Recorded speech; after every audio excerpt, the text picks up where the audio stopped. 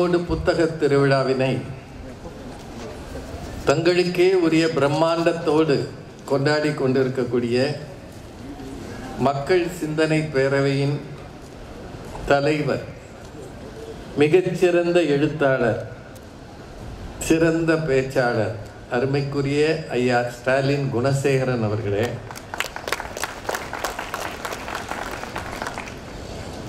நிர்வாக இயக்குனர் தி சென்னை சில்க்ஸ் இந்த நிகழ்ச்சியின் தலைவர் திரு PK ஆறுமுகம் ஐயா அவர்களே, எனக்கு முன்னரே எழுத்து அன்றும் இன்றும் என்று மிகச் சிறப்பாக உரையாற்றி எனக்கு இடம் விட்டு போகிற போக்கில் என்னையும் சாடி தனக்கே உரிய அனுபவ முத்திரையோடு மிகச்சிறந்த கதை சொல்லியாக, மிகச்சிறந்த எழுத்தாளராக, மிகச்சிறந்த பேச்சாளராக தமிழ் உலகில் வலம் வருகின்ற திருமதி பாரதி பாஸ்கர் அவர்களே, வருகை தந்திருக்கக்கூடிய ஐயா PRO அவர்களே, திருமிகு விடியல் சேகர் ஐயா அவர்களே, காணுகிற திசையெல்லாம் தலைகளாக, வாசகர்களாக, அன்பர்களாக, தமிழ் சொந்தங்களாக இந்த அரங்கை நிறைத்திருக்கக்கூடிய பெருமக்களே, பெரியோர்களே, தாய்மார்களே, குழந்தைகளே, உங்கள் அத்தனை பேருக்கும் என்னுடைய அன்பான வணக்கத்தை முதலில் தெரிவித்துக் கொள்கிறேன். இங்கே வரும்போது ரொம்ப ஆச்சரியங்கள் நிறைய உண்டு. திருமதி பாரதி அதை அழகாக சொன்னாங்க. 12 வருடங்களுக்கு முன்னாடி அவங்க வந்ததாகவும் 12 வருஷம் கழித்து வந்து அதைவிட இன்னும் ஆர்வமாகவும் உற்சாகமாகவும் மக்கள் கேட்கும்படி பேசிய அந்த நினைவுகளை அவர்கள் பகிர்ந்தார்கள். எனக்கு இந்த கூட்டத்தை பார்க்கும்போது நான் பலமுறை வந்திருக்கிறேன். இந்த முறையே தமிழறிஞர் ஐயா அவர்கள் தலைமையில் பட்டிமன்ற போட தான் ஸ்டாலின் ஐயா கேட்டாங்க. ஆனால் ஐயாவால் வர முடியாததால் அது பண்ண முடியலை. இந்த மேடையில் மெல்ல தமிழ் இனி தளரும் வளரும்னு ஒரு பட்டிமன்றம் நடத்தினோம். அது இன்னும் யூடியூப்பில் இருக்குது. அன்றைக்கு கூடியிருந்த கூட்டம் இன்றும் என் கண் முன்னால் நிற்கிறது. அது ஈரோட்டுக்கே உரிய பெருமை.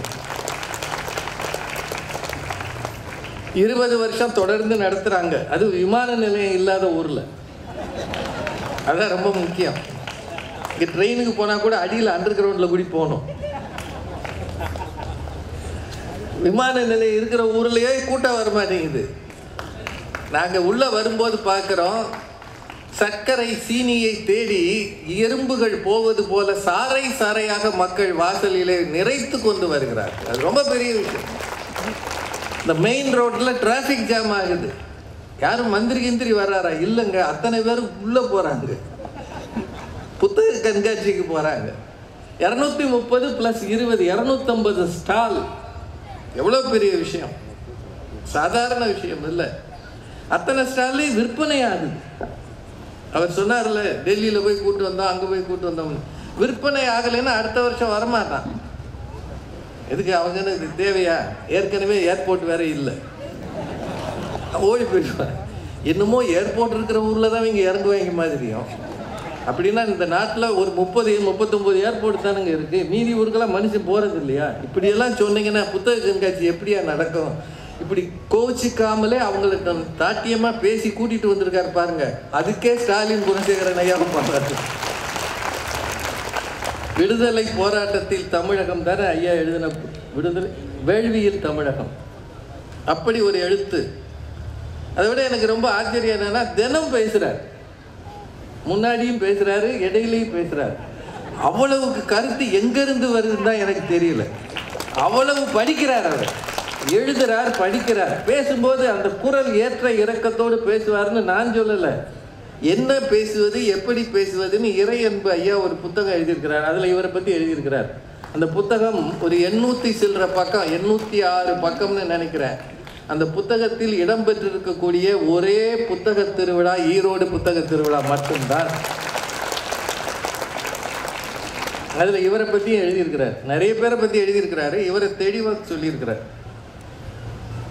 இப்போ பேச்சை பற்றி சொல்லணும்.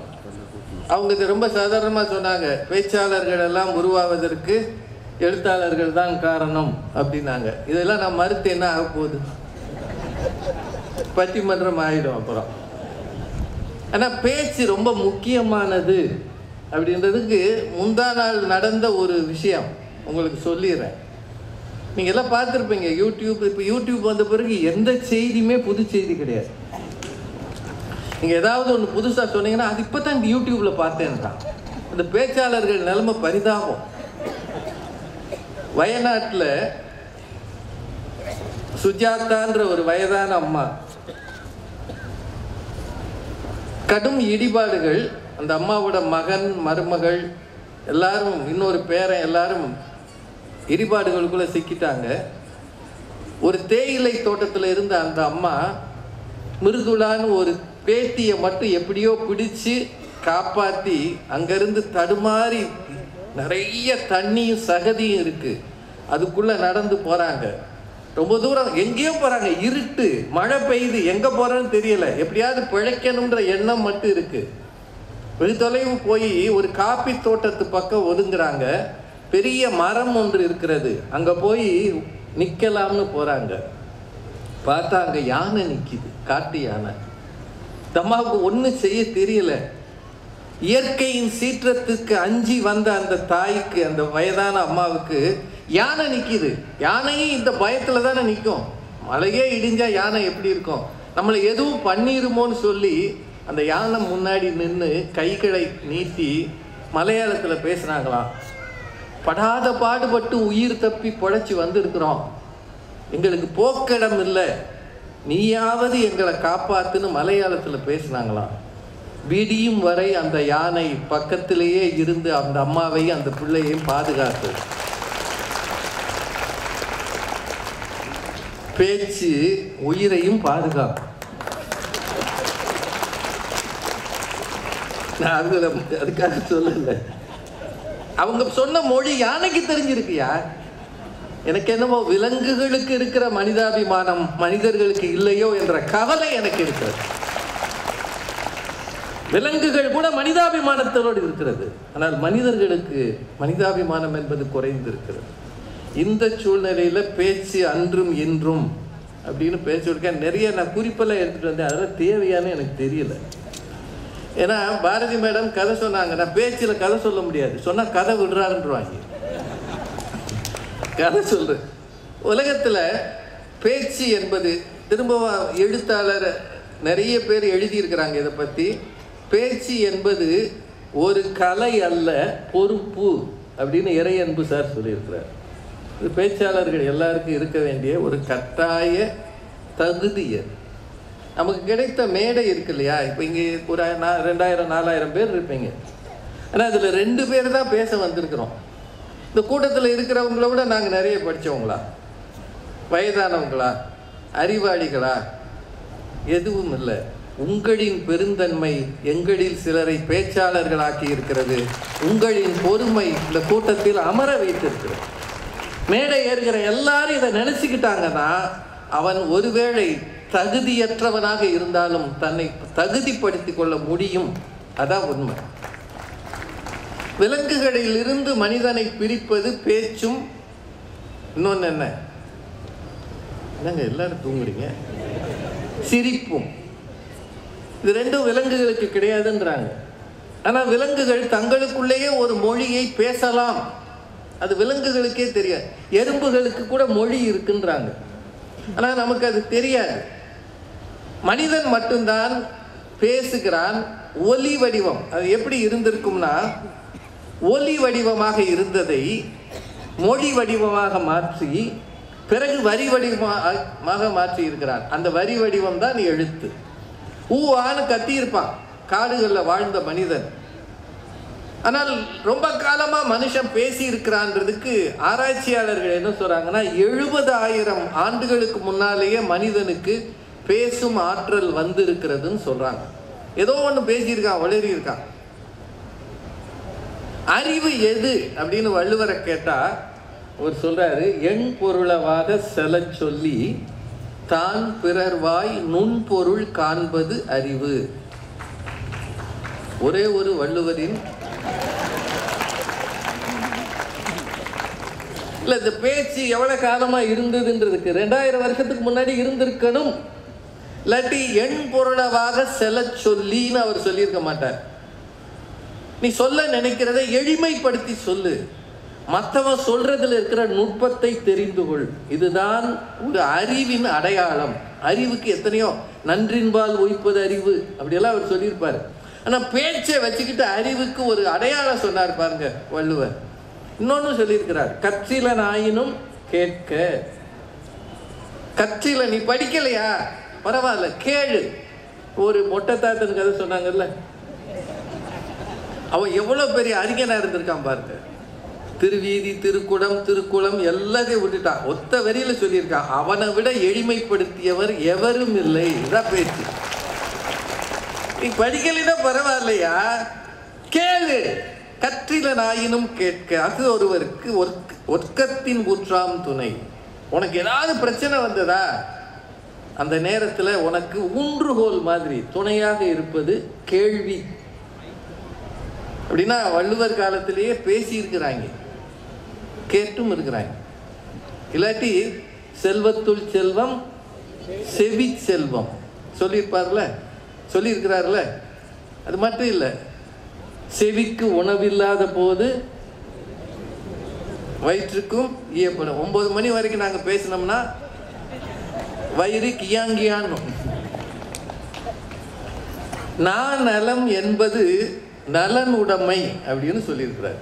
ஏன்னா இது எல்லாமே செல்வத்தின் அடையாளம். இந்த பேச்சு திருக்குறளில் பேச்சு சம்பந்தமாக ஏகப்பட்ட அதிகாரம் இருக்கு. ஏன்னா எனக்கு பேச்சுன்ற ஒரு தலைப்பு கொடுத்ததுனால நீங்கள் திருக்குறள் எடுத்தீங்கன்னா தெரியும்.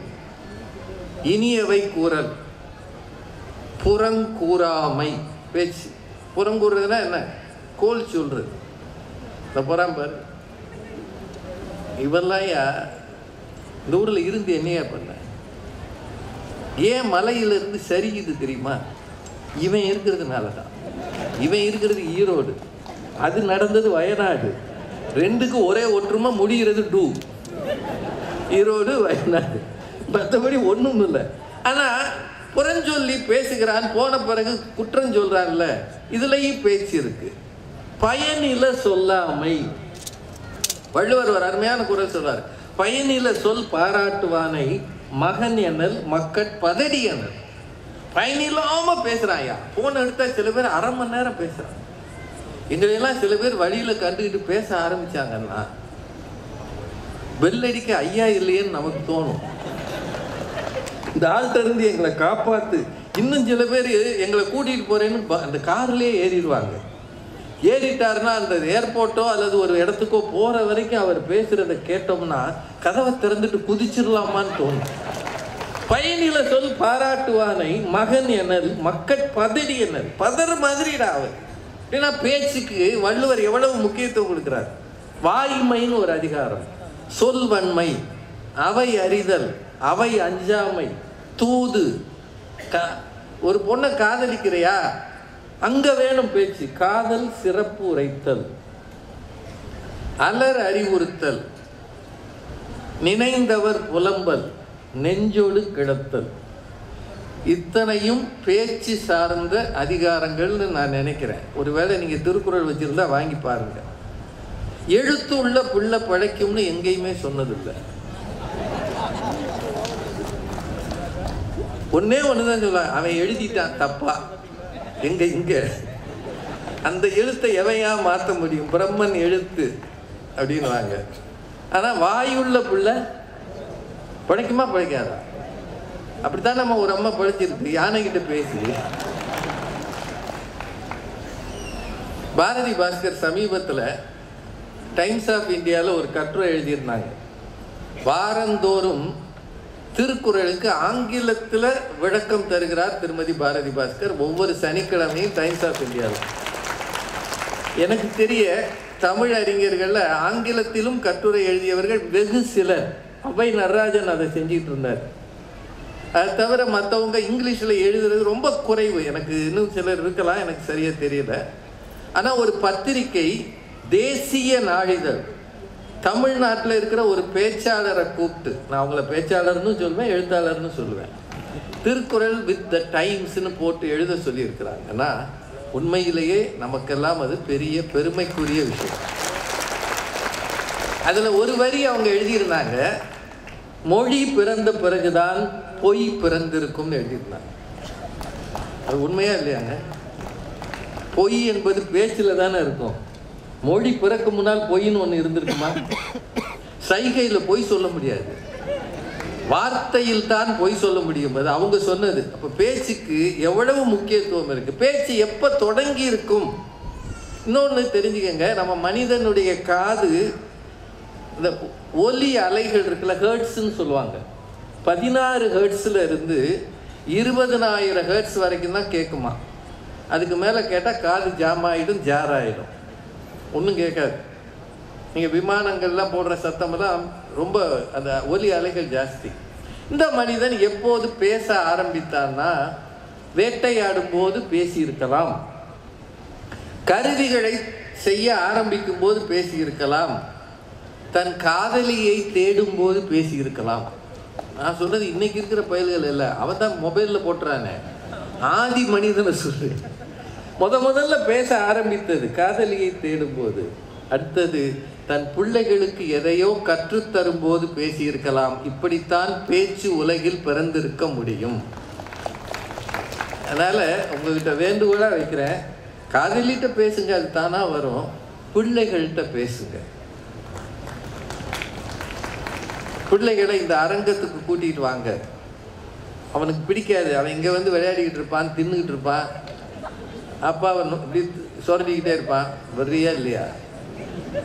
இவங்க என்னமோ ஒளறிக்கிட்டே இருக்காங்க, அடுத்தடுத்து வருவாங்க போல. அவர் 8:30 மணின்னு சொல்றாரு, 8:30 மணி ஆக மாட்டேங்குது. உன் கிடியாரத்தை கொண்டா நான் 8:30 மாத்திடுறேன். அவனுக்கு இது புரியாது. ஆனாலும் கூட்டிட்டு வாங்க. எங்கோ செவிகளில் விழுகிற சில பேச்சு ஏதோ ஒரு நாளில் அவனுக்கு பயனுள்ளதாக இருக்கத்தான் போகிறது. இதுதான் பேச்சு தொடங்கி இருக்கிறது. ஏன்னா வார்த்தைகளுக்கு பெரிய மரியாதை இருக்கு. அதனாலதான் திருமூலர் திருமந்திரத்துல யாவருக்குமாம் இறைவருக்கு ஒரு பச்சிலை, யாவருக்குமாம் பசுவுக்கு ஒரு வாயுரை, யாவருக்குமாம் உண்ணும் போது ஒரு கைப்பிடி, யாவருக்குமாம் பிறர்க்கு இன்னுரை தானே அப்படின்னு சொன்னார். நல்ல வார்த்தைகளை மற்றவங்ககிட்ட சொல்லுங்க. நம்ம ஊர்ல நிறைய புத்தகங்கள் இருக்குங்க. நான் பேச்சுக்கலைக்காக இங்கே பேச வரல, அது பேச தெரிஞ்சவங்க எல்லாருமே இப்போ வந்துட்டாங்க. சொல்லின் கதைன்னு டாக்டர் மு வரதராசனார் ஒரு புத்தகம் எழுதியிருக்கிறார். இதெல்லாம் ரொம்ப பழைய புத்தகம், கள்ளோ காவியமோ. இதெல்லாம் மு வரதராசனார் மதுரை பல்கலைக்கழகத்தில் துணைவேந்தராக இருந்தவர். அந்த காலத்தில் அவர் எழுதினார்னா அதை விரட்டி விரட்டி படித்தவர்கள் உண்டு. நான் சொல்றது 60களில். அவர் சொல்லின் கதைன்னு எழுதியிருக்கிறாரு, எழுத்தின் கதைன்னு எழுதியிருக்கிறார். இது ரெண்டும் மிகச்சிறந்த விஷயங்கள். உலக வரலாற்றை எடுத்துக்கிட்டீங்கன்னா நிறைய பேர் பேசியிருக்கிறாங்க. பைபிளை எடுத்தீங்கன்னா மலை பிரசங்கம்னே ஒரு பகுதி இருக்கிறது. இயேசு பேசியிருக்கிறார். அவர் பேசியதெல்லாம் மலை பிரசங்கமாக இருக்கிறது. புத்தர் நிறைய பேசியிருக்கிறார் மக்கள் மத்தியில். அந்த பேச்சுக்களை எல்லாம் தொகுத்து இருக்கிறாங்க. சாக்ரட்டிஸ் ஒன்று கூட எழுதினதில்லை, ஆனால் அவர் பேசியதை அவர் சீடர்கள் தொகுப்பாக வெளியிட்டிருக்கிறார்கள். அவர்லாம் எழுதலை, பேசியிருக்கிறார்கள். இப்போ ரொம்ப காலமாக பேசப்பட்ட விஷயங்கள் தான் பின்னாளில் எழுத்து வடிவில் வந்தன. கரெக்டுங்களா? இது கிரேக்கர்கள் தான் பேச்சுக்கலையில் வல்லவர்கள்னு சொல்றாங்க. கிரேக்க நாட்டில் கோர்ட் நடக்கும். ஒருத்தன் மேல ஒருத்தன் குற்றச்சாட்டினா கோர்ட்ல வாதாடுவதற்காக பேச்சாளர்களை உருவாக்கினார்களாம். ஜார்ஜியாஸ்ன்னு அதுக்கு பேரு, ஜார்ஜியாஸ். அப்படி பேச்சாளராக ஆவதற்கு வக்கீல்கள், நீங்க வக்கீல் தானுங்க, ஆவதற்கு ஃபீஸ் வாங்கிட்டு பயிற்சி கொடுத்துருக்குறாங்க. அவரு ஒருத்தன் நல்லா பேசுறதுக்கு சொல்லி கொடுத்துருக்குறாங்க. நீட் எக்ஸாம் மாதிரி அன்னைக்கே ஃபீஸ் வாங்கிட்டு நீ பேச்சாளர் ஆகிறதுக்கு சொல்லி கொடுத்துருக்குறாங்க. கிரேக்கத்திலையும் இத்தாலியிலையும் அப்படி பேச்சாளர்களாக வந்திருக்கிறாங்க. அது மட்டும் இல்லை, நம்ம ஊரில் இந்தியாவில் குறிப்பாக பேச்சாளர்களாக வந்தவர்கள் பெரும்பாலும் சமயத்தவர்கள் தான். நம்ம பட்டிமன்றம்னு இப்போ பேசுகிறோமே, இது மணிமேகலை காப்பியத்தில் இருக்கு. ஒட்டிய சமயத்து ஊறு பொருள்வாதிகள் பட்டி மண்டபத்து பாங்கறிந்து ஏறுமின், மணிமேகலை காப்பியத்தில் சீத்தலை சாத்தனார் சொல்றார். கம்பன் பார்த்தீங்கன்னா பன்னருங் கலை தெரி பட்டி மண்டபம்னு கம்பன் சொல்றார். மாணிக்க வாசகர் எட்டினோடு 2 அறியாத என்னை பட்டி மண்டபம் ஏற்றினை ஏற்றினைன்னு சொல்றார். அப்படின்னா எவ்வளவு காலமாக பேச்சு அரங்கத்தில் இருந்திருக்கிறது, சமய சண்டைக்கு உதவி இருக்கிறது அப்படின்னு பழைய வரலாறை கொஞ்சமாக சொல்லியிருக்கிறேன். இன்னொரு 25 நிமிஷம் இருக்கு. 8:30 இந்தியாவில் மேடை பேச்சு எவ்வளவு காலமாக இருந்தது? ஆங்கிலேயர் வருகைக்கு முன் மேடை பேச்சு இருந்ததா என்பதற்கு தெளிவு இல்லை. புலவர்கள் எல்லாரும் பெரும்பகுதி செய்யுள் இயற்றினார்கள் தான். உரைநடையே பிந்தி வந்ததுன்னு சொல்றாங்க. இதெல்லாம் ஆய்வுக்குரியது, எனக்கு ரொம்ப தெரியாது, அது சொல்லணும் அவசியம் இல்லை. ஆனால் ஆங்கிலேயர்கள் வந்த பிறகுதான் மேடை பேச்சு வந்தது. அதுவும் குறிப்பாக விடுதலை போராட்ட காலத்தில்தான் பொது வெளிகளில் கூடி நின்று பேசுவதற்கான களம் அமைந்தது என்று சொல்கிறார். இதுக்கு ஒரு விஷயம் நீங்கள் நினைவில் வச்சுக்கலாம். மன்னர் ஆட்சியில் எவனாவது எதிர்த்து பேச முடியுமா? மன்னர் ஆட்சி இருக்குன்னு வைங்க, இப்போ நீங்கள் தான் ராஜா, என்னைய விட்டுருங்க, பேரு தான் ராஜா. ஒரு ராஜா இருக்கிறார், அவர் முன்னாடி என்ன நடத்துகிறாய் ராஜா, வயலுக்கு வந்தாயா, நாட்டு நட்டாயான்னு கேட்டால் தலையை காலி பண்ணிடுவான். ஆனால் ஆங்கிலேயர் வந்த பிறகு விடுதலை போராட்ட காலத்தில் தான் பேச்சு என்பது பொது வெளிகளில் வந்ததுன்னு சொல்றாங்க. சென்னை கடற்கரையில் விபின் சந்திரபாலர் பேசிய பேச்சு தீப்பொறி பறந்ததுன்றாங்க. ரொம்ப பழைய உரைகளை எடுத்து பார்த்தோம்னா போர்க்களத்தில் பாபர் ஒரு முறை பேசினாராம். இதெல்லாம் நான் ஒரு வரியாக சொல்லிடுறேன், நீங்கள் அந்த இதெல்லாம் தேடி பார்த்துக்கங்க. போர்க்களத்திலே தோற்று கொண்டிருக்கிற வீரர்கள் மத்தியில் பாபர் பேசினாராம். அந்த வீரர்கள் ஜெயித்தார்கள் என்பது வரலாறு. அதுதான் பேச்சினுடைய ஆற்றல். அப்ரஹாம் லிங்கனுடைய உரை கெட்டிஸ்பர்க் உரைன்னு சொல்லுவாங்க, அது ரொம்ப முக்கியமானது. ஜூலியஸ் சீசர்னு ஷேக்ஸ்பியர் நாடகம் ஒன்று இருக்கிறது. அதில் நீங்கள் பார்த்தீங்கன்னா ஆண்டனியுடைய உரை ஒரு பெரிய கூட்டத்தை தனக்கு ஆதரவாக மாற்றுகிற ஆற்றல் ஆண்டனிக்கு இருக்கும். அது ஆண்டனிஸ் ஆரேஷன்னு சொல்லுவாங்க. இது ஷேக்ஸ்பியரில் வந்தது. அது மட்டும் இல்லை, சுவாமி விவேகானந்தர் சிக்காகோவில் ஆற்றிய உரை, அது தெரியாதவங்க உலகத்திலே இருக்க முடியாது.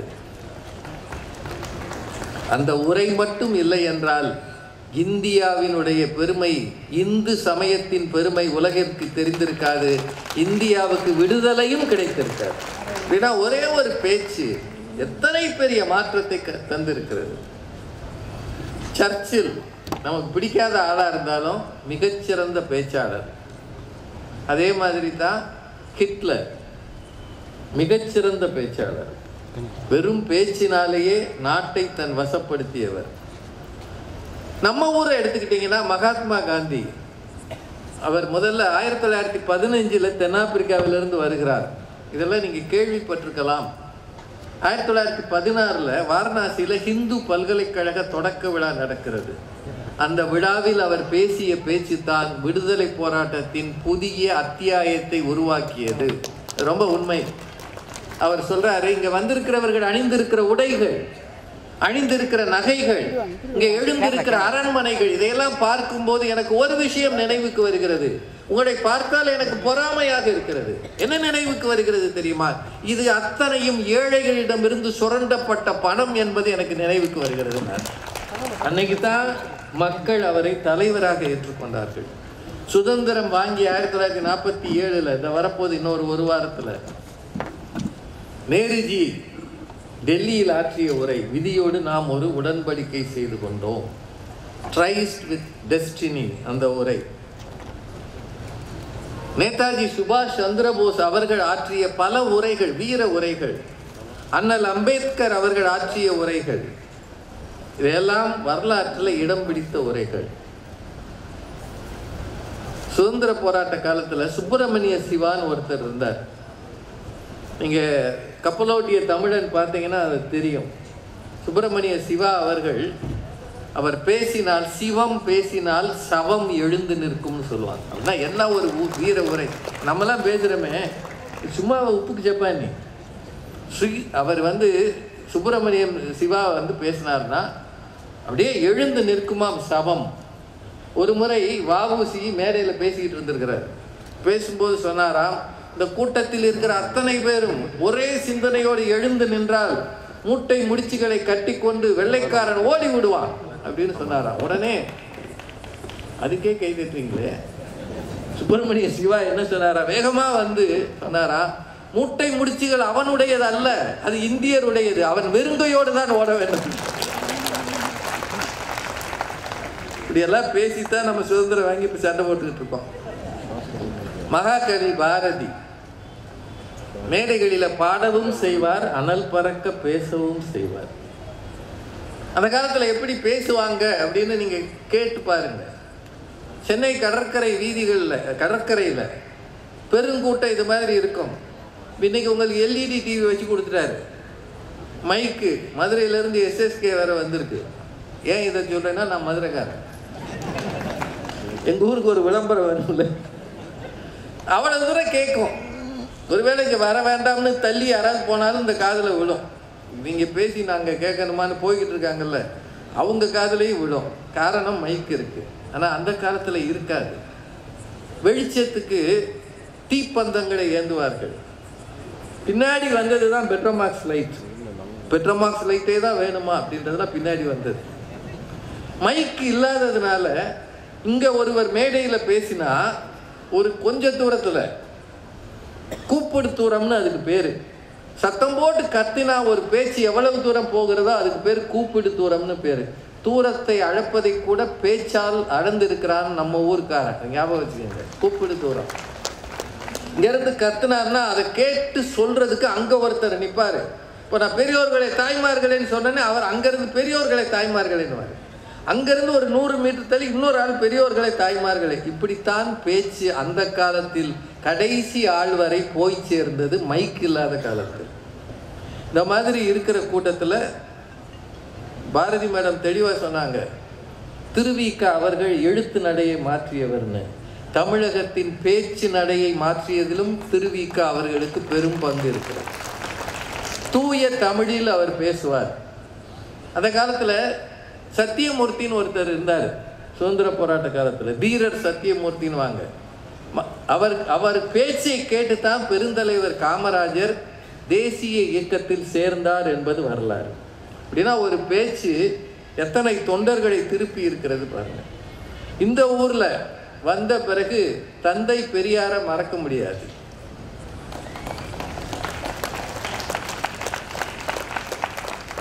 அவர் கூட்டத்துக்கு போனால் எல்லாரையும் திட்டுவார். இங்கே வந்திருக்கிறதுல பாதி முட்டாள்கள்னு சொல்லுவாராம், அதுக்கும் கை தட்டிருக்காங்க. பாதி பேர் வெங்காயங்கள்னு வரான், அதுக்கும் கை தட்டிருக்காங்க. ஆனால் திட்டியே மக்கள் மொழியில் பேசியவர் நம்முடைய பெரியார் அவர்கள். அறிஞர் அண்ணா அவர்கள் பேச்சுலகத்தில் புதிய மடைமாற்றம் கொண்டு வந்தார். அந்த காலத்தில் அவர் பேச்சை கேட்பதற்கு டிக்கெட் வசூல் பண்ணுவாங்க. இன்னொன்று, இன்னைக்கு இருக்கிற மாதிரி ஹால், ஏசி ஹாலில் நாங்களாம் உட்காந்து பேசுகிறோமே, இது எதுவும் அன்னைக்கு கிடையாது. ஒன்று ஓப்பன் ஏர் அல்லது சினிமா கொட்டகை. சினிமா கொட்டகையில் 2 காட்சிகளை நிறுத்திட்டு கட்சி கூட்டம் போடுவாங்க. இப்போ இந்த காட்சிகள் நிறுத்தினதுக்கு காசு கொடுக்கணும்ல, அதுக்காக வர்றவங்களுக்கெல்லாம் 1 ரூபா 2 ரூபா வசூல் பண்ணுவாங்களாம். காசு கட்டணம் செலுத்தி டிக்கெட் வாங்கி தமிழ் மக்கள் தமிழை கேட்டிருக்கிறார்கள் என்பதுதான் பேச்சின் அன்றைய சரித்திரம். அவர் பேசும்போது வழக்கமாக சொல்வாரா, எல்லாரையும் பெரியோர்களே தாய்மார்களே தமிழர்களே சொல்லிட்டு, அறிஞர் அண்ணா சொல்வாரா, முக்காடு போட்டபடி இந்த கூட்டத்தில் அமர்ந்திருக்கும் எதிர்கட்சி நண்பர்களேன்னு சொல்லுவார். எதிர்கட்சி நண்பர்களும் முகம் தெரியக்கூடாதுன்னு அண்ணா அவர்களின் பேச்சை கேட்டார்கள். அதனால்தான் சுதந்திரம் வாங்கி 20 ஆண்டுகளில் தமிழ்நாட்டில் ஆட்சி மாற்றம் வந்தது என்றால், பேச்சால் ஆட்சியையே மாற்றிய தமிழகம் வரலாற்றில் நினைவு கூறப்படும். கலைஞர் அவர்கள் பேச்சுலகத்தில் அவரை மறக்க முடியாது. கரகர குரல், என் உயிரினும் மேலான அன்பு உடன்பிறப்புகளேன்னு அவர் சொல்றதை கேட்கறதுக்கே ஒரு மாபெரும் கூட்டம் இருக்கும். அதை சொன்னாலே போதும்ட்டு போயிடுவான். அமரர் எம்ஜிஆர் அவர்கள், அவர் பேச்சு கொஞ்சம், அவருக்கு அந்த குண்டடிப்பட்ட பிறகு கொஞ்சம் வித்தியாசமான குரல் இருக்கும். ஆனால் பேச ஆரம்பித்தார்னா அவரை பேச்சை கேட்குறத விட அவரை பார்க்க வர்றதுக்கு தான் பெருங்கூட்டம் இருக்கும். நீங்கள் பார்த்துருக்கீங்களா? நான் எம்ஜிஆர் அவர்கள் கூட்டத்துக்கு போயிருக்கேன், கலைஞர் கூட்டத்துக்கெல்லாம் போய் கேட்டிருக்கிற கூட்டத்தில் இருந்து அவர் வந்து அப்படி நின்னார்னா அந்த ஒரு புதுசாக ஒரு சந்திரன் உதிச்ச மாதிரி இருக்கும் அந்த மேடையில். எம்ஜிஆர் அவர்களுக்கு அப்படி ஒரு அழகு இருந்தது. அவர் பேச ஆரம்பிச்சாருன்னா கூட்டம் அவனும் பெருசாக யோசிக்காது, அதெல்லாம் சொல்லிட்டார்ல 2 பேரில் காட்டிட்டாருன்னு கிளம்பிடும். ரொம்ப கம்யூனிச இயக்கங்கள் தமிழகத்தின் பேச்சு மேடைகளுக்கு செய்திருக்கிறது மிகப்பெரிய ஒரு பாராட்டுக்குரிய செயல். அது கலை இலக்கிய பெருமன்றங்கள் இந்த மண்ணிலே எளிய மக்களுக்கு பேச்சை எடுத்து சென்றன. அதுலேயும் அமரர் ஜீவா அவர்களின் பணி ஒரு நாளும் மறக்க முடியாத பணி. அமரர் ஜீவா அவர்கள் தமிழறிஞர் சாலமன் பாப்பை அவர்களுக்கு தெரியும், அவரோட பேசியிருக்கிறார். உங்களுக்கும் அவரை ரொம்ப பிடிக்கும்னு நினைக்கிறேன். அமரர் ஜீவா அவர்கள் பேசினால் இடி முழக்க பேச்சுன்னு சொல்லுவாங்க. இடி முழக்க பேச்சு. எட்டயபுரத்தில் பாரதியாருக்கு மணிமண்டபம் திறக்கிறாங்க. அந்த விழாவில் கல்கி அவர்கள், ராஜாஜி அவர்கள், ஏன்னா கல்கி அவர்கள் தான் அதை கட்டுவதற்கு காரணம்னு நினைக்கிறேன். பாரதியார் மணிமண்டபம் கூட்டத்தில் வந்து அமர்ந்தாராம் ஜீவா அவர்கள். அவரை பார்த்த உடனேயே கூட்டத்தில் இருக்கிறவங்களாம் அவரை பேச வைங்கன்னு சொல்லியிருக்கிறாங்க. ஆனால் அழைப்பிதழில் பேர் இல்லை என்றால் பேச வைப்பது மரபு அல்ல.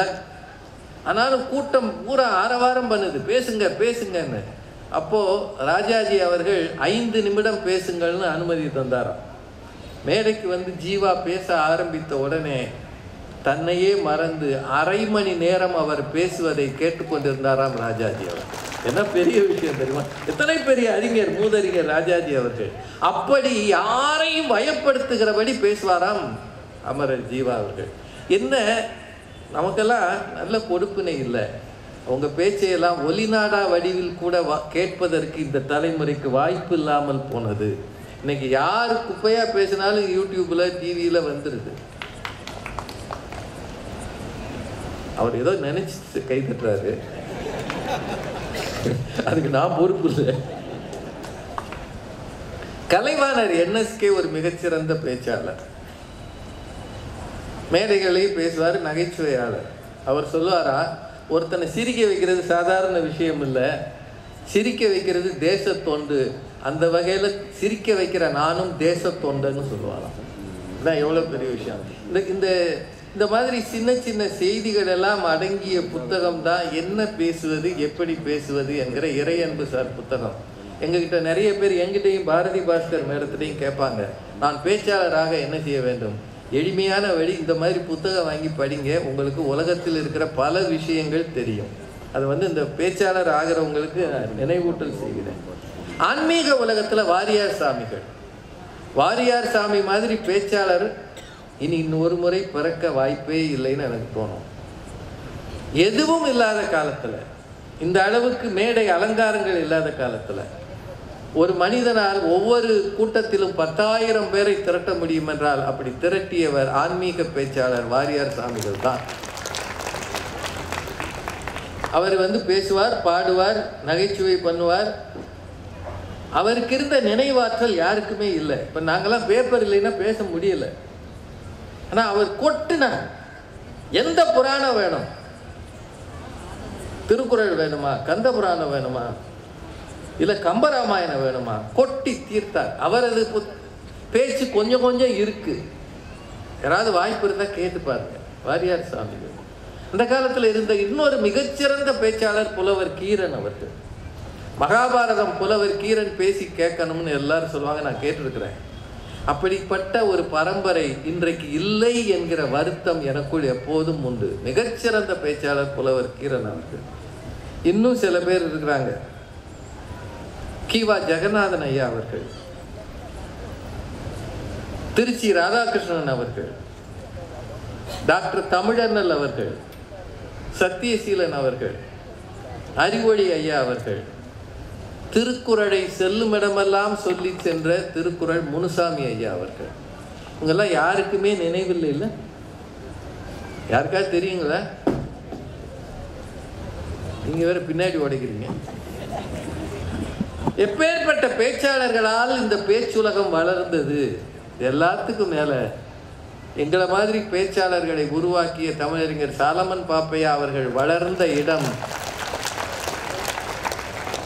தவத்திரு குன்றக்குடி அடிகளார் மடம். தவத்திரு குன்றக்குடி அடிகளார் பேச்சை நீங்களாம் கேட்டிருப்பீங்க. தாடி இப்படி கையில் எடுத்துட்டு அப்படி நின்னார்னா அதுக்கப்புறம் அருவி கொட்டும். நான் அவர் பேச்ச நிறைய முறை கேட்டிருக்கிறேன், அவர் கூட பயணிச்சிருக்கிறேன். ரொம்ப அதிக பரிச்சயம் இல்லை, ஐயா வச்சு தான் தெரியும். ஆனால் மிகச்சிறந்த பேச்சாளர். ஒரு பெரிய குரு மடத்தில் இருந்து கொண்டு ஆதீன கர்த்தராக இருந்து கொண்டு அடிமட்ட மனிதனை தேடி தமிழை எடுத்து சென்ற மகா பெரிய மனிதர் என்றால் மறைந்த தவத்திரு குன்றக்குடி அடிகளார் அவர்களால் தான் பட்டிமன்றம் என்பது மிகவும் பிரபலமானது. இந்த வரிசையில் பட்டிமன்றங்களுக்கு இலக்கிய அந்தஸ்து கொடுத்து காரைக்குடியில் கம்பன் கழகத்தை உருவாக்கி இன்றைக்கும் கம்பன் பட்டிமன்றங்கள் உலகெங்கிலும் பரவுவதற்கு காரணமான சாவண்ணா கணேசன் ஐயா அவர்களை பேச்சுலகம் என்றைக்கும் நினைக்க வேண்டும். அது காரைக்குடியில் தொடங்கினது. இப்போ சமீபத்தில் லண்டனில் கம்பன் கழகம் தொடங்கியிருக்காங்க. போன வாரம் பாரதி மேடம் போய் பேசிட்டு வந்தாங்க. வெள்ளைக்காரர்கள் இருக்கிற மண்ணில் கம்பராமாயணத்தை கொண்டு செல்வதற்கு இன்று வாய்ப்பு இருக்கிறது என்றால் இதற்கு விதை போட்டது காரைக்குடி. தவிர கதா பிரசங்கம்னு நிறைய இருந்தது. சரஸ்வதி பாய் தானே மேடம் முதல்ல பேச்சாளர். 1904 இந்தி தமிழகத்தில் இருந்த முதல் பெண் பேச்சாளர் யாருன்னா சரஸ்வதி பாய்னு ஒரு பெண்ணு.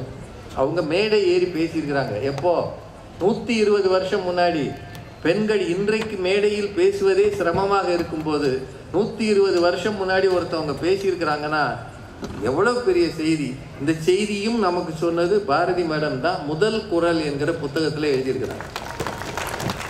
மறைமலை அடிகளுடைய மகள் நீலாம்பிகைன்னு ஒரு அம்மா 1916 பேசியிருக்காங்க. மறைமலை அடிகள் தனித்தமிழ் இயக்கத்துக்காரர்.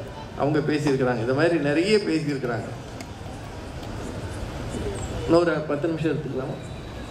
ஏன்னா கேட்டு பேச வேண்டியது. 1-2 செய்திகள் சொல்லிடுறேன். நானும் பாரதி மேடமெல்லாம் பேச்சாளராக வந்தது இப்போ ஒரு 20-25 வருஷம் முன்னாடி. 60களில் நான்லாம் மேடையை பார்த்துருக்கிறேன். அந்த காலத்தில் தமிழ் மக்களுக்கு இருந்த ஒரே பொழுதுபோக்கு பொது வெளிகளில் பேசுவதை கேட்பது தான். ஒன்று சினிமாவுக்கு போனோம் அல்லது கேட்கணும். நிறைய பேர் வீடுகளில் ரேடியோ கூட கிடையாது. வானொலியில் சிறந்த உரைகள் வரும். எங்கேயாவது இலக்கிய உரைகள் வந்து அது வானொலியை போடுவாங்க. அதுவும் ராத்திரி 9:15 போடுவாங்க. பல பேர் அதுக்குள்ளே தூங்கியிருப்பான். கரண்ட் பல வீட்டில் கிடையாது, டிவின்றதே கிடையாது, ஃபோன் கேட்டதே இல்லை. மக்கள் பொது வெளிகளில் தரையில் அமர்ந்து கொண்டு எதையோ ஒன்றை ரசித்தார்கள் என்றால் தெருக்கூத்து நாடகத்துக்கு பிறகு பொது மேடை பேச்சைத்தான் ரசித்தார்கள். அதை அப்படியே ஏற்றுக்கொண்டார்கள், நம்பினார்கள். அரசியல் பேச்சு நிறைய பேர் பண்ணாங்க. ஈவி.கே. சம்பத் அவர்கள் இந்த ஊருக்காரர். அவர் மிகச்சிறந்த பேச்சாளர். சிபி சிற்றரசுன்னு ஒருத்தர் இருந்தார். காங்கிரஸ் இயக்கத்தில் சின்ன அண்ணாமலைன்னு ஒரு பேச்சாளர் இருந்தார். நெல்லை ஜெபமணின்னு ஒருத்தர் இருந்தார். மாப்போசி மீசையை முறுக்கிட்டு அவர் பேச ஆரம்பித்தார்னா நிறைய கூட்டம் தன்னை மறந்து கேட்கும்.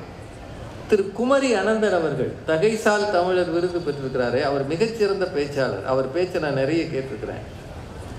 அப்புறம் கண்ணதாசன், தாவண்ணா பாண்டியன், வலம்புரி ஜான். அவர் சொல் சித்தர், அவர் வார்த்தை சித்தர். அவர் மாதிரியெல்லாம் பேசுறதுக்கு ஆள் கிடைக்கவே கிடைக்காது. மகா பெரிய பேச்சாளர் வலம்புரி ஜான் அவர்கள், காளிமுத்து அவர்கள், வைகோ அவர்கள். கண்ணதாசன் பேச்சை நான் கேட்டிருக்கிறேன். ஒரு குழந்தை பேசுவது போல இருக்கும். ஆனால் அந்த குரலில் ஏதோ ஒரு வசீகரம் இருந்தது. ஒரு காலம் அந்த குரலை நாம் மறக்கவே முடியாது. மிகச்சிறந்த கவிஞர், பேச்சாளர், கவிஞர் கண்ணதாசன் அவர்கள். அது மாதிரி நிறைய பேர் இருந்திருக்கிறாங்க. பழைய காலத்தில் எப்படி இருந்தது மேடை? நான் சின்ன பிள்ளையில பார்க்கும்போது ஐயாது கூட நான் போயிருக்கிறேன். பாப்பையா சாரு ரொம்ப எளிமையான மனிதர். தமிழ் பேச்சுலகத்தில் 62 ஆண்டுகள் மேடையில் இருக்கிற ஒரே தமிழறிஞர் எனக்கு தெரிய பேராசிரியர் பாப்பையார் தான். மதுரையில் இந்த ரிக்ஷா ஓட்டுநர்கள், அப்போல்லாம் ரிக்ஷா இருந்தது, அவங்க என்ன செய்வாங்கன்னா சில பட்டிமன்றம் வைப்பாங்க. மே 1ஆம் தேதி தொழிலாளர் தினம், அப்படி இல்லைன்னா ஆயுத பூஜைக்கு வைப்பாங்க. ரிக்ஷாவே ஒரு ஆயுதம், அதுக்கு ஒரு பூஜை. இதில் பெரும்பாலும் காசு வாங்காமல் தான் இவர் பட்டிமன்றம் நடத்துவார். அப்போ நான் ஸ்டூடெண்ட்டாக இருந்திருக்கிறேன். இவரை கூட்டு போகிறதுக்கு ரிக்ஷா வரும். அங்கே போனால் 2 டயர் வண்டியை சேர்த்து கட்டி வச்சுருப்பாங்க. அதுக்கு மேலே ஒரு பலகையை போட்டு அதில் உட்காந்து, அதுதான் பட்டிமன்ற அரங்கம். இந்த டயருக்கு அண்டை கொடுத்துருப்பாங்க, தேருக்கு அண்டை கொடுக்குறாங்கல்ல கட்டை, அது மாதிரி. என்ன இல்லாட்டி பேசும்போது பட்டிமன்றம் நகர்ந்துடும். டயர் உருண்டுச்சு, நடுவர் கீழே விடணும். இதில் அவரை எனக்கு சின்ன வயசுலேருந்தே பேச்சில் ஆர்வம் உண்டு. ஏன்னா எங்கள் காலத்தில் எல்லா ஊர்களையும் பவர் இருக்காது. நான் மைக் செட் போடுறவங்க பின்னாடியே அலைவேன். எனக்கு மைக் செட்டுனா ரொம்ப பிடிக்கும். நான் படிக்கிற காலத்தில் அப்போது நாங்கள் சொல்கிற அந்த மைக்கில் சொல்கிற வரியே தான், எங்கள் ஒலிபெருக்கி கரண்ட் உள்ள இடங்களிலும் கரண்ட் இல்லாத இடங்களிலும்.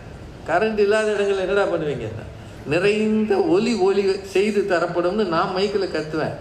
எங்கள் அப்பா ஒரு வாத்தியார், அவருக்கு நான் இந்த கண்ட வீட்லேயும் போய் பேசுகிறதுக்கு பிடிக்காது. நான் இந்த மைக் செட்டுக்காரங்க, ஏன்னா அவங்க பூரா பீடி குடிப்பாங்க, ஒரு மாதிரி ஆட்களாக இருப்பாங்க, படிக்காத அதுக்கு தான் மைக் செட் போடுவான். இப்போல்லாம் நல்லா இன்ஜினியர்ஸ் வந்துட்டாங்க. நான் இவங்களோட சுற்றிக்கிறது எங்கள் அப்பா கண்டா என்னை தொலைச்சி விடுவேன்னுவார். எங்கள் அம்மா சொல்லுவாங்க, போய் தொலையாதடா, உங்கள் அப்பாவுக்கு தெரிஞ்ச அடிப்பாருன்னு. நான் போனதும் இல்லாமல் மைக் எடுத்து பேசுவேன், கரண்ட் உள்ள இடங்களிலும் கரண்ட் இல்லாத இடங்களிலும். எங்கள் அப்பாவுக்கு கேட்டுருவோம், அந்த நாயை பிடிச்சி தூக்கிட்டு வரான்னு. நீ கூப்பிட்றதுக்கு ஒரு 4 பேர் வருவாங்க அங்கேருந்து. இந்த மாதிரி பவர் இல்லாத இடங்களில், வசதி இல்லாத இடங்களில் நடந்திருக்கு பேச்சு மேடை. இப்போ ஐயாவை கூப்பிட்டு இந்த மாதிரி ஒரு டெம்பரவரி மேடை போட்டு அது முடிஞ்சோடனே கழட்டிட்டு போயிடுவாங்க. சில சமயம் அது ஒத்த மாட்டு இதாக இருக்கும், மேடையாக இருக்கும். அந்த மாடு சைடில் படுத்து கிடக்கும். அதுவும் ஒரு பார்வையாளர் தான். அது எப்போ முடியும், வண்டி எப்போ கட்டுவாங்கன்னு அது படுத்து கிடக்கும். இதில் வேடிக்கை என்னென்னா, ஐயா உட்காந்துருப்பார், நானும் அந்த வண்டியில் உட்காந்துருப்பேன். மேடான இடங்கள் அப்போல்லாம் இப்போ இருக்கிற மாதிரி நிறைய ரோடு வசதி கிடையாது. நான் சொல்கிறது 70களில் 80களில் மேடான இடம் வரும்போது அந்த ஓட்டுறவர் தள்ள முடியாது. அவர் சொல்லிடுவார், இறங்கி தள்ளு, சும்மா தானே வர்ற. ஐயா தான் பெரியவர், உள்ளே உட்காந்துருக்கார், நீ இறங்கி தள்ளியான்னு. பல நேரம் தள்ளி இருக்கிறேன் ரிக்ஷாவை. இப்படி தள்ளித்தான் பட்டிமன்ற மேடையில் நம்மளை தள்ளி விட்டாங்க. இதெல்லாம் நடந்த சத்தியமான உண்மை. பின்னாடி ரிக்ஷா தள்ளணும். எனக்கு எப்படியோ நான் ஒரு பேச்சாளன் ஆவேன்னு கனவுலையும் காணலை. பாரதி மேடம் அப்படி இல்லை. அவங்க ஃபேமிலி ரொம்ப நல்லா படித்தவங்க, நல்ல கம்பன் விழாக்களில் போட்டிகளில் பேசியே வந்துட்டாங்க. எனக்கு பேச்சில் ஒரு ஆர்வம் வந்ததுக்கு காரணமே பாப்பையா சார் தான். நான் 10ஆம் கிளாஸோ 9ஆம் கிளாஸோ படிக்கும்போது எங்கள் ஸ்கூலில் இலக்கிய மன்றத்தை தொடங்கி வைக்க வந்தார். அப்போல்லாம் பயலுக தரையில் உட்காந்துருப்பாங்க, மண்ணில். நாங்கள்லாம் மண்ணில் உட்காந்துருக்கோம். ஒத்த ஒரு மைக்கு, அதுக்கு மேடையெல்லாம் கிடையாது, மண், அதை ஒட்டி அப்படியே பேசணும். நின்று 4 சேர் போட்டிருப்பாங்க, எங்கள் தலைமை ஆசிரியர் இருப்பார், இவர் நின்று பேசுகிறார். எங்கள் பயலுக மண் அள்ளி எறிவாங்க. அது இப்போ நீங்கள் கை தட்டுறீங்க இல்லையா, அவங்க தட்டுற கை மண் அள்ளி எரிகிறது தான். ஏன்னா 2000 பேர் உட்காந்துருப்பாங்க. ஒரு மனுஷன் என்ன பண்ண முடியும்? 6 வந்தாலும் இப்படி மண்ணள்ளி அப்படி போடுவான். சில பேர் மேலே எறிவாங்க, எரிஞ்சிட்டு இங்கே திரும்பிக்குவாங்க. அப்படின்னா என்ன அர்த்தம்னா, அவன் நிகழ்ச்சியில் படு ஈடுபாட்டோடு இருக்கான்னு அர்த்தம். தமிழ் பேச்சு எங்கள் மூச்சுன்னு உட்காந்துருக்காங்க. இந்த மாதிரி மண்ணள்ளி எரிகிறவங்களை 1/2 மணி நேரம் கட்டி போட்டு பேசினார் அவர். அன்னைக்கு தான் நிமிர்ந்து ஆச்சரியமாக பார்த்தேன், இவங்களையா இவர் இப்படி நிறுத்தினார்? பேச்சு என்றால் என்ன என்பதை அன்றைக்கு அவர் சொல்லி கொடுத்து விட்டு போனார். அதிலிருந்து அவர் பின்னாடியே அலைஞ்சோம். அன்றைக்கு அவங்க பேச்சு ஆவேசமாக இருக்கும், இவ்வளவு நகைச்சுவை இருக்காது, நல்ல தமிழ் நடை இருக்கும். அந்த காலத்து பேச்சில் எல்லாமே உயர்தரமாக இருக்கும். எளிமைன்றது மிக குறைவு தான். கீழே இறங்கி பேசுறதுன்றது எனக்கு தெரிய 90களுக்கு பிறகுதான், குறிப்பாக தொலைக்காட்சி ஊடகம் வந்த பிறகுதான் பேச்சில் நகைச்சுவை என்பது கூடுதலாக வந்தது. அதற்கு முன்னால் இவ்வளவு ஹியூமர் கிடையவே கிடையாது. திருக்குறளார் மட்டும் நகைச்சுவை பண்ணுவார். ஐயா பேச்சிலேயே பயங்கர வேகம் இருக்கும். அது மட்டும் இல்லை, மேடைகளில் பேசுவதை அன்றைக்கு இருக்கிற மக்கள் எப்படி தெரிஞ்சுக்கிட்டாங்கன்னா, ஒன்று வானொலி மூலம் தெரிஞ்சுக்கிட்டாங்க, ரெண்டாவது தினத்தந்தி, மாலை முரசு, மாலை மலர், தினமணி, இந்த பத்திரிகைகள் எல்லாம் பேச்சு இன்னைக்கு நடக்குது ஒரு பட்டிமன்றம்னா முழு பக்கம் அதை அப்படியே எழுத்தில் வெளியிடுவார்கள். நீங்கள் அந்த கூட்டத்துக்கு வரலனாலும் வாசித்து தெரிந்து கொள்ளலாம். பேச்சு மேடைகள் வளர்ந்ததற்கு இந்த பத்திரிகைகளும் ஒரு பெரிய காரணம் என்பதை மறக்கவே கூடாது. மதுரையில் தினத்தந்தி அலுவலகத்துக்கு முன்னாடி ஒரு தினமணி அலுவலகத்துக்கு முன்னாடி ஒரு பெரிய திறந்த வெளி இருந்தது. அங்கே நிறைய பட்டிமன்றங்கள் நடந்திருக்கு. நானே போய் கேட்டிருக்கிறேன். இந்த மாதிரி பேச்சு என்பது ஒரு காலத்தில் ஒன்று மட்டும் ஞாபகம் வச்சுக்கோங்க, அன்றைக்கு இருந்த பேச்சாளர்கள் எல்லாரும் ஒரு தோரணையோடு இருப்பார்கள். ஒரு ஐயாவுக்கு தெரிஞ்சிருக்கும், பெரும்பாலும் இப்படி வரைக்கும் முடி வச்சுருப்பாங்க. பழைய பேச்சாளர்களை சொல்கிறேன், முடி நிறையா இருக்கும், பாகவதர் மாதிரி முடி இருக்கும், முழுக்கை சட்டை போட்டிருப்பாங்க, நல்ல மீசை வச்சுருப்பாங்க. பெரும்பாலும் ஆண்களில் கட்டாயமாக ஒரு துண்டு வச்சுருப்பாங்க. அது அரசியல்வாதிகளும் சரி, மேடை பேச்சாளரும் சரி, அந்த மாதிரி இருக்கும். இந்த தோற்றத்தை மாற்றிய முதல் பேச்சாளர் எனக்கு தெரிய தமிழறிஞர் சாலமன் பாப்பையா தான். அவர் தான் அரக்கை சட்டை போட்டு துண்டு இல்லாமல் மேடைக்கு வந்தார். அதை பார்த்தா நாங்களும் அரக்கை சட்டைக்கு வந்தோம். அப்புறம் பேசுவதற்கு வருபவர்கள் பெரும் பகுதி புலவர்கள், பேராசிரியர்களாக இருந்தார்கள். ஆனால் பேச்சு மேடைக்கு எல்லாரும் வர முடியும், வேறு பணியிலும் இருப்பவர்கள் வர முடியும் என்று வந்தது. வக்கீல்கள் வந்தார்கள், வக்கீல்கள் கொஞ்சம் வந்திருந்தாங்க பேச்சு மேடைக்கு. ஆனால் வங்கியில் இருக்கிறவங்கெல்லாம் பேச முடியும் என்று எங்களுக்கு வாய்ப்பு தந்ததும் தமிழறிஞர் சாலமன் பாப்பையா தான். அதில் மாற்றமே இல்லை. ஒன்று ரெண்டு விஷயம் மட்டும் சொல்லி நிறைவு செய்கிறேன். அந்த காலத்தில் அரசியல் மேடைகள் எப்படி இருந்தது? எதிர பேசுவாங்க, ஆபாசமாக கூட இருந்திருக்கலாம், ஆனால் நாகரிகம் என்பது கொஞ்சம் இருந்தது. பெருந்தலைவர் காமராஜர் மேடைகளில் ரொம்ப குறைவாக பேசுவார்.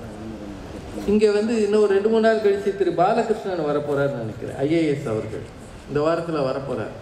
அவர் வாழ்க்கையில் நடந்ததை அவரே சொல்லி நான் கேட்டிருக்கிறேன் தனிப்பட்ட முறையில். அவர் அந்த புத்தகத்திலே எழுதியிருக்கிறார், பேட்டியிலேயே சொல்லியிருக்கிறார்.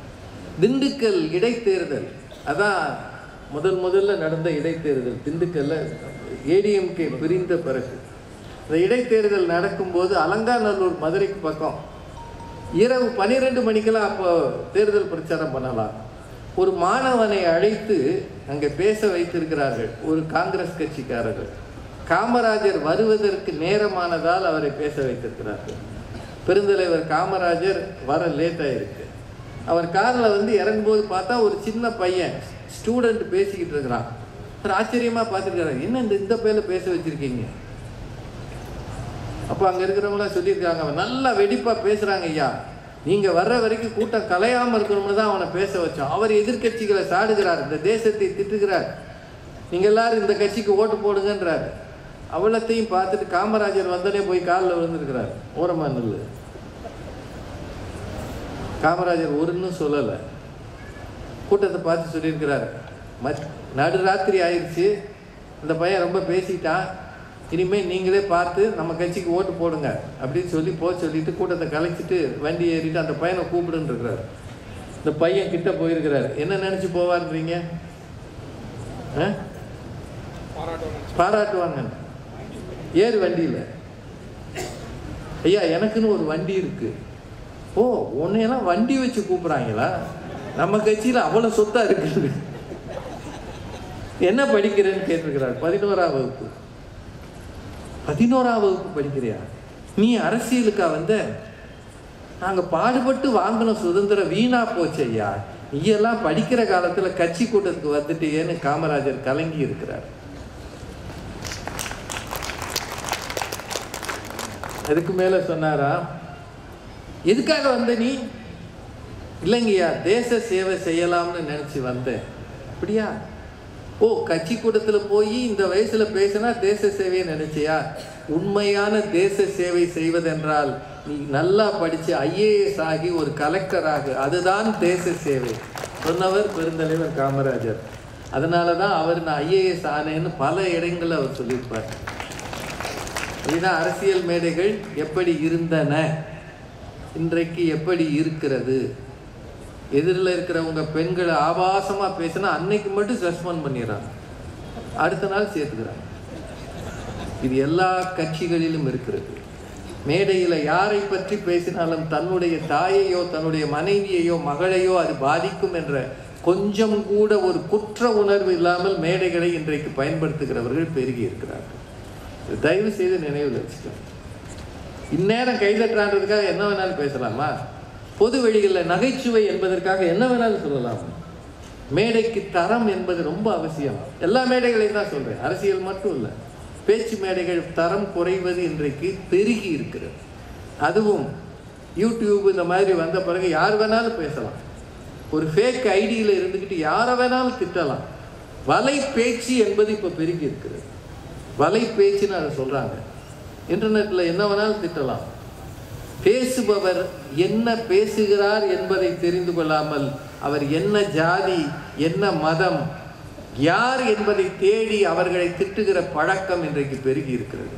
இதுவெல்லாம் தமிழகத்திலே கண்டிக்கத்தக்க மோசமான செயல்கள்.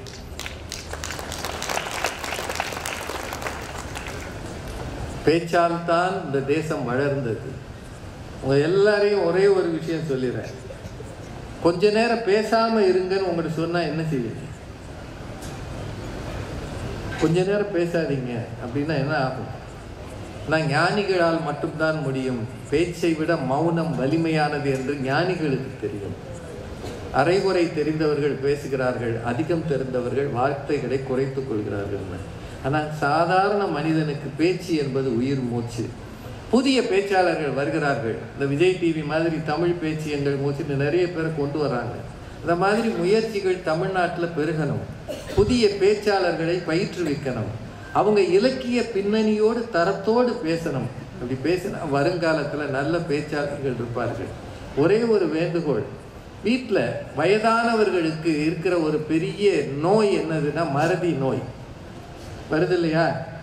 சாப்பிட்டதை மறந்துடுறாங்க, குடிச்சேன்றதை மறந்துடுறாங்க. நம்ம ஏதாவது கொடுத்தோம்னா கொடுத்தது கொஞ்ச நேரத்தில் எனக்கு கொடுக்கவே இல்லைன்றாங்க. மறதி நோய் வருவதற்கு பெரிய காரணம் என்ன தெரியுமா? அவர்கள் பேச்சை குறைத்தது என்று மருத்துவர்கள் சொல்கிறார்கள். அதனால் உங்கள் வீட்டில் பெரியவங்க இருந்தால் அவங்களோட பேசுங்க, அவங்கள பேச அனுமதிங்க. பேச்சு என்பது மனிதனின் தனித்துவமான மகுடம். இந்த பேச்சை நல்லதுக்கு பயன்படுத்துவோம். அன்று அப்படித்தான் அது இருந்தது. இன்று ஒரு திசையை நோக்கி போகிறது, அங்கும் இங்குமாக சிதிலமாகிறது. இதை படித்தவர்கள் ஒன்று சேர்ந்தால் சரி செய்யலாம். நல்லதை பேசுங்க, நல்லதையே நினைங்க, நல்லதை செய்யுங்க. பேச்சு மேடைகள் அதற்கு உதவ வேண்டும். இது படிக்கிறவர்கள் கூடுகிற அவை. ஆனால் இதை பேச்சு மேடையாக ஆக்கிய நம்ம அருமைக்குரிய ஸ்டாலின் குணசேகரன் அவர்கள் உள்ளிட்ட மக்கள் சிந்தனை பேரவைக்கு வாழ்த்துக்களை சொல்லி 5 நிமிடம் அதிகமாகிவிட்டபடியால் இத்தோடு நிறைவு செய்கிறேன். பேச்சு தமிழர்களின் மூச்சு, அது நல்லதை நோக்கியே நடக்கட்டும் என்று சொல்லி நல்ல வாய்ப்புக்கு நன்றி கூறி வணங்கி விடைபெறுகிறேன். நன்றி, வணக்கம்.